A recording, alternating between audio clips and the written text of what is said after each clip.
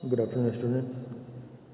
My self doctor Vishal Tiwari और आज का जो हमारा टॉपिक है उसका नाम है इटली का एकीकरण। ठीक है, ये किस तरह से हुआ और इसकी क्या ज़रूरत थी, इसके बारे में हम लोग इस वीडियो के अंदर जानेंगे।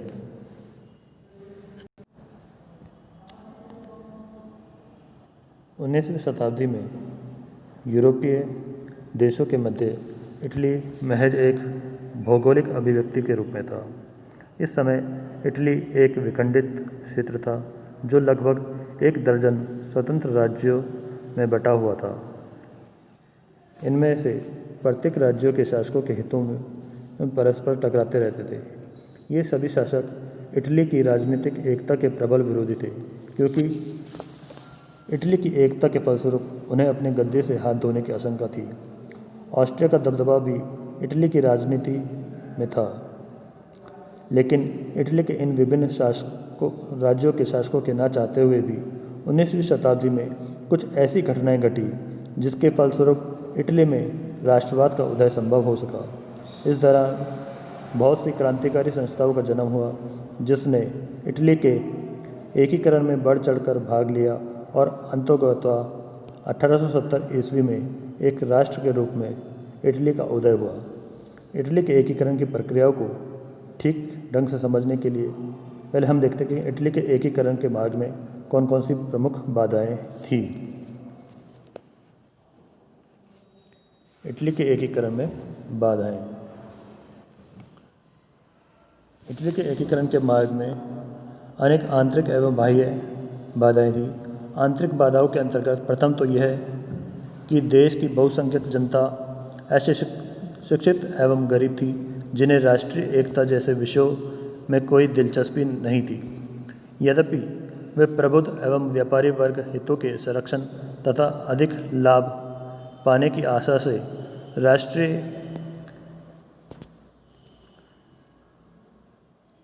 एकता को आवश्यक मानते थे, परंतु यह बात विशेष महत्व रखती है कि बिना आम जनता की जागरूकता एवं भागीदारी के राष्ट्रीय एकता व्यावहारिक दृष्टि से संभव नहीं थी। द्वितीय, तत्कालीन इटली में अनेक छोटे छोटे राज्य कर रहे थे और उन्हें डर था कि राष्ट्रीय एकता के लिए चलाए गए आंदोलन उनके निरंकुश राजतंत्र तथा राजगद्दी के लिए खतरा साबित हो सकते हैं, क्योंकि एकीकृत इटली में एक ही राजा हो सकता था। तृतीय, आंतरिक बाधाओं के अंतर्गत राजतंत्र का विरोध तो था ही, साथ में वहाँ के कुलीन वर्ग का भी विरोध था, क्योंकि वे वहाँ पर स्वयं वहाँ को चर्च, धर्म, संघ तथा शक्ति का रक्षक मांगते थे और ऑस्ट्रिया का विरोध इन सभी का संरक्षक था। चतुर्थ, आर्थिक दृष्टिकोण से इटली में क्षेत्रीय आधार पर व्याप्त क्षेत्र था। पांचवा, एकीकरण के मार्ग में सामंत वर्ग एवं कुलीन वर्ग ही प्रमुख बाधक तत्व थे, जो सामंतवादी एवं जागीरदारी प्रथा को भी मजबूत कर अपना प्रभाव बढ़ाना चाहते थे। चूँकि इटली में औद्योगिक पिछड़ापन अधिक था, अतः ऐसी स्थिति में जमीन के मालिकों का समाज में काफ़ी वर्चस्व था। ये वर्ग अपने वर्गीय हितों की रक्षा हेतु राष्ट्रीय एकता को एक गंभीर समस्या मानते थे। छठा, इतना ही गंभीर कठिनाइयों के बावजूद इटली में प्रांतीय संवैधानिकता एवं उदारवाद की भावनाएं भी प्रबल थी। एकीकरण के संबंध में मुख्यतः 3 विचारधाराओं का उदय हुआ। पहली, मेजनी का गणतंत्रवादी सिद्धांत, अर्थात मेजनी इटली का एकीकरण एक गणराज्य के रूप में चाहता था। गैरिबाल्डी भी इसी मत का समर्थक था। दूसरी, जोजाबर्टी का संघीय राज्य का सिद्धांत, अर्थात जोजाबर्टी पोप के अधीन इटली के प्रत्येक राज्यों के संघ का समर्थन करता था। तीसरा, काबूर सार्डिनिया नामक राज्य परिवार के अधीन इटली का एकीकरण चाहता था। वह मूलतः संवैधानिक तथा सीमित राजतंत्र के सिद्धांतों का समर्थक था। अतः कहा जा सकता है कि इन सभी का लक्ष्य तो एक इटली का एकीकरण ही था, परंतु उसकी पद्धति एवं उनके विचार में अंतर था। एकीकरण बाह्य बाधाओं के अंतर्गत प्रथम बाधा थी। इटली में ऑस्ट्रिया का व्यापक प्रभाव था। वास्तव में ऑस्ट्रिया के अधीन इटली के दो प्रांत लोम्बार्डी एवं वेनेशिया थे, अतः निश्चित रूप से इटली में उसका प्रत्यक्ष स्वार्थ था और यही कारण था कि जिसके चलते इटली में चल रहे किसी आंदोलन को दबाने के लिए वह अपने आप को नैतिक रूप से जिम्मेदार मानता था। इसके अलावा 1815 की वियना कांग्रेस के अनुसार ऑस्ट्रिया का चांसलर मेटरनिक अपने आप को यूरोप का पुलिस समझता था और इस रूप में वे किसी भी यूरोपीय देश में उदारवादी तथा राष्ट्रवादी आंदोलन को कुचलना अपना परम कर्तव्य समझता था। लोम्बार्डी एवं वेनेशिया जैसे इटली के प्रांत पर प्रत्यक्ष शासन के अतिरिक्त ऑस्ट्रिया से संबंधित राज परिवार विभिन्न प्रांतों जैसे परमा, मेडोना एवं टस्कनी में भी शासन कर रहे थे। अतः ऑस्ट्रिया द्वारा यह बात कतई स्वीकार नहीं की जा सकती थी कि इटली में राष्ट्रीय एकता के फलस्वरूप इसके प्रभाव पर किसी भी प्रकार का खतरा उत्पन्न हो। एकीकरण में द्वितीय बड़ी बाधा थी इटली में पोप की स्थिति। मध्य इटली में स्थित रोम पर पोप की सत्ता कायम थी। विखंडित इटली में रोम की स्थिति पोप के राजतंत्र का पर्याप्त अंतर्राष्ट्रीय धार्मिक महत्व था। यूरोप के कैथोलिक देश किसी भी हालत में पोप की सत्ता को नष्ट नहीं होना देना चाहते थे। साथ ही पोप को भय था कि इटली के एकीकरण से अन्य छोटे छोटे राज्यों से में उसके हस्तक्षेप के अधिकार समाप्त हो जाएंगी तथा ऐसा भी ना हो जाए कि राष्ट्रीयता की भावना से ओतप्रोत एकीकृत इटली पोप के धार्मिक अधिकार को ही चुनौती दे बैठे। इसी डर और शंका के कारण एकीकरण के मुद्दों पर पोप अवरोध उत्पन्न करते रहते थे। अब हम बात करते हैं, यह हमने बात करी समस्याओं की, अब बात करते हैं एकीकरण प्रक्रिया एवं विकास। एकीकरण जैसे महत्वाकांक्षी कार्यों के मार्ग में अनेक बाधक तत्वों के बावजूद इटली में राष्ट्रीयता का प्रसार हुआ। इटली की पर्याप्त सांस्कृतिक एकता ने इस दिशा में सकारात्मक भूमिका अदा की। यद्यपि इटली अनेक छोटे छोटे राज्यों में विभक्त था, परंतु नस्ल, धर्म एवं भाषा के मामलों में सुखद स्थिति यह थी कि वहाँ इतालवी भाषा तथा रोमन कैथोलिक धर्म प्रचलित था, जिससे लोगों को में आपसी भाईचारे की भावना अंतर्निहित थी। फलतः वहाँ राष्ट्रीय एकता का मार्ग प्रशस्त हुआ। फ्रांसीसी क्रांति और नेपोलियन बोनापार्ट की एकीकरण में भूमिका। नेपोलियन के विजय अभियानों से इटली में राष्ट्रीय चेतना में तीव्र वृद्धि हुई। फ्रांसीसी क्रांति के प्रसिद्ध नारे स्वतंत्रता, समानता एवं बंधुत्व की भावना से ओतप्रोत यह बहुमूल्य आदर्श नेपोलियन की सफल इटली विजय के क्रम में वहाँ प्रमाणित हुआ। वह नारा एक ऐसा प्रभावशाली हथियार था जिससे इटली की जनता काफ़ी प्रभावित हुई और इस प्रभाव के कारण ही उन्होंने नेपोलियन का तहे दिल से स्वागत किया। 1796 से 1814 ईस्वी लगभग 2 दशकों की लंबी अवधि तक इटली में फ्रांस का शासन बना रहा। सम्राट बनने के पश्चात नेपोलियन द्वारा इटली के बुर्बो शासकों एवं ऑस्ट्रिया की सत्ता को समाप्त कर दिया गया। साथ ही पोप की सत्ता को भी सीमित कर दिया गया। इटली के कई छोटे छोटे राज्यों पर अधिकार स्थापित कर फ्रांस की प्रभुत्व को स्थापित किया गया। इटली के कुल राज्यों को मिलाकर संपूर्ण इटली को 3 खंडों में विभाजित किया गया और इस रूप में यह असंभव नहीं दिखता था कि इटली का एकीकरण हो पाना महज समय की बात है। नेपोलियन के इस प्रयत्न से इटली के राजनीतिक एकीकरण की कल्पना साकार होने की बात सामने आने लगी थी। 1815 ईस्वी में नेपोलियन के पराजय के बाद इटली के राजा मुरत ने अपने अधीन संपूर्ण इटली की एक कल्पना भी की थी तथा साथ ही उसने इतालवी संघ की भी घोषणा कर दी थी, परंतु इस योजना पर अमल नहीं हो सका। इससे पूर्व ही वहाँ पर पुनः प्रतिक्रियावादी शासन व्यवस्था ने अपने पैर जमा लिए, लेकिन यह क्षणभर एकीकरण इटली के बुद्धिजीवियों के लिए अमूल्य प्रेरणा स्रोत बन गया। इटली में लगभग 2 दशकों तक नेपोलियन के शासन के फलस्वरूप वहाँ फ्रांसीसी कानून, संग्रह, माप तोल एवं प्रशासनिक व्यवस्था लागू की गई। इससे इटली में राष्ट्रवादी भावना का बीजारोपण हुआ और फ्रांसीसी शासन से निजात पाने के हेतु इटली वासियों ने कई सार्थक प्रयास किए। इसी संदर्भ में कार्बोनेरी नामक एक गुप्त क्रांतिकारी संगठन अस्तित्व में आया, जिसका इटली के वृहद भागों पर प्रभाव स्थापित हुआ। अतः नेपोलियन ने शासन ने इटली में राष्ट्रवादी भावनाओं के संचार में अमूल्य योगदान दिया। इसीलिए नेपोलियन को इटली में राष्ट्रवाद का जन्मदाता कहा जाता है।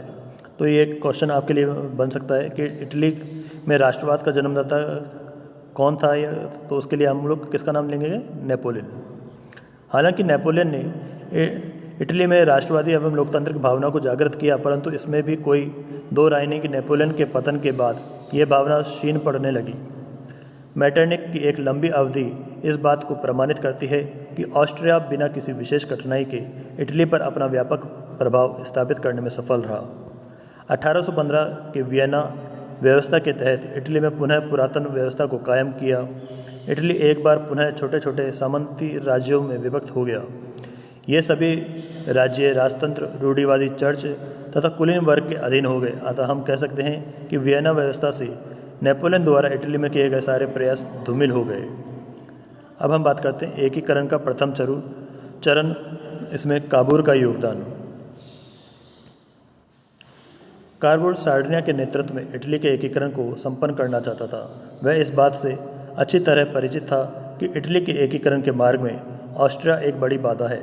अतः ऑस्ट्रिया को बिना बाहर किए एकीकरण सफल नहीं हो सकता था और ऑस्ट्रिया को बाहर निकालने हेतु बाह्य सहायता आवश्यक रूप से अपेक्षित थी। इस मामले में सार्डिनिया को सिर्फ फ्रांस एवं इंग्लैंड से ही मदद की आशा दिखाई दे रही थी। अतः काबूर इटली के एकीकरण के लिए अंतर्राष्ट्रीय सहानुभूति प्राप्त करने हेतु इटली के प्रश्न को अंतर्राष्ट्रीय बनाना जरूरी समझता था। संयोगवश इसी समय 1854 ईस्वी में रूस तथा तुर्की के बीच प्रसिद्ध क्रीमिया का युद्ध छिड़ गया। इस युद्ध में इंग्लैंड तथा फ्रांस ने तुर्की की ओर से युद्ध में भाग लिया। इस समय काबूर ने भी सार्डिनिया की ओर से सेना भेजकर इंग्लैंड एवं फ्रांस की सहायता की। इस सहायता से सार्डिनिया के प्रति इंग्लैंड एवं फ्रांस में सहानुभूति की भावना मुखरित हुई। क्रीमिया युद्ध में विजय के उपरांत आयोजित पेरिस शांति सम्मेलन में ऑस्ट्रिया के विरोध के बावजूद इंग्लैंड एवं फ्रांस के समर्थन से सार्डिनिया को विजय पंक्ति में बैठने का अवसर प्राप्त हुआ। इस सम्मेलन में इटली को अपनी वास्तविक स्थिति परखने का प्रथम सफल अवसर मिला तथा इटली की दुर्दशा हेतु मुख्य रूप से ऑस्ट्रिया के उत्तरदायित्व को रेखांकित किया गया। क्रीमिया युद्ध के पश्चात फ्रांस का तत्कालीन शासक नेपोलियन तृतीय इटली की मदद हेतु तैयार हो गया और पिडमॉन्ट सार्डिनिया के साथ फ्लाम्बेर्स का समझौता हुआ। इस समझौते के तहत फ्रांस द्वारा ऑस्ट्रिया के विरुद्ध पिडमॉन्ट सार्डिनिया को सैन्य सहायता देकर लोम्बार्डी एवं वेनेशिया नामक दो ऑस्ट्रियाई राज्य पिडमॉन्ट को दिए जाने की बात तय हुई। बदले में पिडमॉन्ट सार्डिनिया द्वारा भी इटली के नीस एवं सेवाय का क्षेत्र फ्रांस को दिए जाने की बात तय की गई। हालांकि काबूर इटली के एकीकरण के पक्ष में था, न सिर्फ ऑस्ट्रिया को इटली से बाहर निकालने के पक्ष में, परंतु तब भी उसने नीस एवं सेवाय के क्षेत्र फ्रांस को दिए जाने के संबंधी फ्लाम्बेर्स संधि की शर्तों को स्वीकार कर लिया। अतः ऑस्ट्रिया द्वारा पिडमॉन्ट सार्डिनिया के विरुद्ध युद्ध छेड़ दिया गया और इस स्थिति में फ्रांस भी ऑस्ट्रिया के विरुद्ध युद्ध में शामिल हो गया। इस युद्ध में शुरू में इटली के प्रमुख ऑस्ट्रियाई राज्य लोम्बार्डी को मुक्त करा लिया गया, परंतु कुछ ही दिनों में नेपोलियन तृतीय ने इस युद्ध से स्वयं को अलग कर लिया और ऑस्ट्रिया के साथ विल्फ्लो फ्रैंको की संधि कर ली। इस बदली हुई स्थिति में भी काबूर ऑस्ट्रिया के विरुद्ध युद्ध जारी रखना चाहता था, परंतु पिडमॉन्ट सार्डिनिया के तत्कालीन शासक विक्टर इमैनुएल ने इस बात की अनुमति नहीं दी। अतः एकीकरण के इस प्रथम चरण में नेपोलियन तृतीय की सहायता से लोम्बार्डी की प्राप्ति हुई। 1859 ईस्वी में ज्यूरिख की संधि के अनुसार लोम्बार्डी पिडमॉन्ट सार्डिनिया को मिला तथा वेनेशिया पर ऑस्ट्रियाई अधिकार पूर्वक बना रहा। यह बात जग जाहिर हो गई कि इटली का एकीकरण पिडमॉन्ट सार्डिनिया के नेतृत्व में ही संभव हो सकेगा। अब हम बात करते हैं इटली के एकीकरण के द्वितीय चरण की। ज्यूरिख की संधि के शर्तों के अनुसार पिडमॉन्ट पर सैन्य बल के प्रयोग पर प्रतिबंध लगा दिया गया, परंतु जन आंदोलन के मामले पर यह संधि मौन थी। यह पक्ष इसलिए ज़्यादा महत्वपूर्ण हो जाता है क्योंकि जिस समय ऑस्ट्रिया व इटली के बीच युद्ध चल रहा था, उसी समय ऑस्ट्रिया के प्रभाव क्षेत्र वाले मध्य इटली के राज्य परमा, मोडेना, टस्कनी और साथ ही पॉप के राज्य जैसे बोलेग्ना एवं रोमेग्ना में जनता ने तीव्र विद्रोह कर दिया, जिससे वहाँ के शासकों को अपना अपना राज्य छोड़कर भागना पड़ा। इन क्षेत्रों की जनता ने पिडमोंट सार्डिनिया से अपने राज्यों में इन क्षेत्रों के विलय हेतु आग्रह किया। अतः काबूल की सक्रियता से जनमत संग्रह के आधार पर 1860 ईस्वी में परमा, मोडेना, टस्कनी, रोमेग्ना एवं बोलेग्ना जैसे राज्य पिडमोंट सार्डिनिया में मिल गए। अब वेनेशिया को छोड़कर उत्तरी एवं मध्य इटली के मिलने से एक शक्तिशाली इटली का राज्य का अस्तित्व में आया। इस संबंध में सन 1860 ईस्वी में पिडमोंट सार्डिनिया शासक विक्टर इमैनुएल की संयुक्त में संसद का उद्घाटन किया गया। इसी के साथ इटली के एकीकरण का द्वितीय चरण भी सफल हुआ। अब बात करते हैं हम लोग इटली के एकीकरण के तृतीय चरण, जिसमें गैरिबाल्डी की जो महत्वपूर्ण भूमिका थी। इटली के एकीकरण का यह चरण गैरिबाल्डी के जोश, त्याग एवं काबूल की सफल दूरदर्शिता से संभव हो पाया। इस चरण में सिसिली एवं नेपल्स, दो इतालवी राज्य का एकीकरण पिडमोंट सार्डिनिया के साथ हुआ। मुख्य रूप से यह एकीकरण काबूल की सफल कूटनीति एवं गैरिबाल्डी की तलवार के सफल प्रयोग का परिणाम था। ये दोनों राज्य इटली के दक्षिणी क्षेत्र में अवस्थित थे। इस राज्य की जनता अत्याचारी शासक के विरुद्ध विद्रोह करती रहती थी। 1860 ईस्वी में जब नेपल्स एवं सिसिली की जनता का विद्रोह जोरों पर था, गैरिबाल्डी ने वहाँ की जनता के आग्रह पर लाल कुर्ती कहे जाने वाले हजारों स्वयंसेवकों की सहायता से सिसिली को जीत लिया। सिसिली विजय के उपरांत गैरिबाल्डी स्वयं को विक्टर इमैनुएल के नाम से वहाँ का अधिनायक घोषित किया। इस कड़ी में नेपल्स पर भी आक्रमण कर उसे जीत लिया गया। इस वजह से उत्साहित होकर गैरिबाल्डी ने इटली के शेष बचे क्षेत्र वेनेशिया और रोम पर भी आक्रमण करने की योजना बनाई। ऐसी स्थिति में ऑस्ट्रिया एवं फ्रांस के साथ युद्ध छिड़ सकता था, क्योंकि वेनेशिया ऑस्ट्रिया के अधिकार में था और रोम में पोप की सुरक्षा हेतु फ्रांसीसी सेना तैनात थी। अतः स्थिति की गंभीरता को देखते हुए यह जरूरी था कि गैरिबाल्डी के इस उत्साहपूर्ण कदम को रोका जाए। इस स्थिति में काबूल ने दूरदर्शिता का परिचय देते हुए समस्या का सफलतापूर्वक समाधान किया। अतः सिसिली एवं नेपल्स में जनमत संग्रह के आधार पर उसे पिडमोंट सार्डिनिया में मिला लिया गया। अब बात करते हैं एकीकरण के चतुर्थ चरण। इटली के शेष बचे दो राज्यों वेनेशिया एवं रोम का एकीकरण होना शेष था। इस स्थिति में प्रशा इटली सहयोग काफ़ी कारगर साबित हो सकता था। इसी को ध्यान में रखकर प्रशा और इटली के मध्य एक संधि हुई, जिसके तहत प्रशा ऑस्ट्रिया के बीच युद्ध होने की स्थिति में इटली द्वारा प्रशा को सैन्य सहायता एवं बदले में प्रशा द्वारा इटली से के वेनेशिया का प्रांत दिलाना तय हुआ।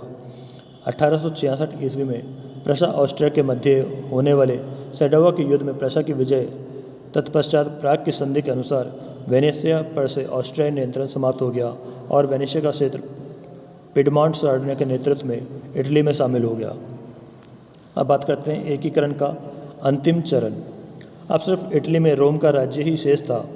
यह अवसर तब आया जब 1870 ईस्वी में फ्रांस प्रशा के मध्य सेडान का युद्ध छिड़ गया। इस स्थिति में फ्रांस द्वारा पोप के राजतंत्र की सुरक्षा हेतु रोम की उपस्थित सेना को वापस बुला लिया गया। पिडमोंट सार्डिनिया शासक विक्टर इमैनुएल द्वितीय ने इस परिस्थिति का लाभ उठाते हुए रोम को जीत लिया। इसके बाद वहाँ हुए जनमत संग्रह के आधार पर इटली के एकीकरण की प्रक्रिया पूर्ण हुई तथा रोम संयुक्त इटली की राजधानी बनी।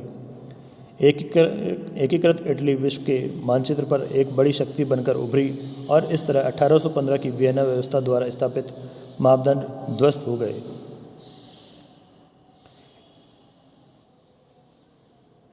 इटली के एकीकरण में के महत्वपूर्ण व्यक्तित्व। मेजनी का जन्म 1805 ईस्वी में जिनेवा में हुआ था और 1820 ईस्वी में कार्बोनरी नामक गुप्त क्रांतिकारी संस्था का सदस्य बना। सन 1830 ईस्वी में फ्रांस में हुई क्रांति से प्रभावित होकर जब पिडमोंट के देशभक्तों द्वारा राजतंत्र के विरुद्ध विद्रोह किया गया तो मेजनी ने भी इस विद्रोह में बढ़ चढ़ कर भाग लिया। हालांकि यह प्रयास निष्फल रहा।